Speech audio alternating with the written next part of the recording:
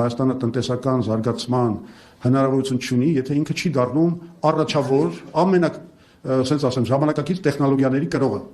թեկուզ խորշային տեխնոլոգիաների առումով։ Եվ մենք զարգացնելու ենք խորշային բարձր տեխնոլոգիաները Հայաստանում, այսինքն այն տեխնոլոգիաները, որտեղ մենք կարող ենք դառնալ առաջատար։ Օրինակի համար չիպի դիզայնի հարցում եւ այլն եւ այլն։ Պետության կողմից մենք ֆինանսավորելու ենք, ինչպես դա ամբողջ աշխարհում ընդունված է, նկատի ունեմ տեխնոլոգիապես առաջավոր երկրներում, գիտահետազոտական աշխատանքները, R&D-ն։ Մենք ամբողջությամբ ազատականացնելու ենք ֆինտեխը, այսինքն ֆինանսական տեխնոլոգիաները եւ կրիպտո ինդուստրիայի, որը ես կկոչեի ծածկ արդյունաբերություն, այս ամբողջ բնագավառը։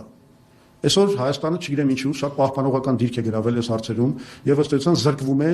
կրիպտո ինդուստրիայի հարցում շատ լուրջ հնարավորություններից եւ ինտեգրացիայից համաշխարհային գործընթացների մեջ, ինչը օրինակ Վրաստանը շատ հաջող կերպով կատարում է եւ մենք շատ հետ ենք մնացել։ Այս վերջը պիտանք, այս պահպանողականությունը բանկային համակարգի այսօր խեղդում է ուղղակի մեր երկիրը։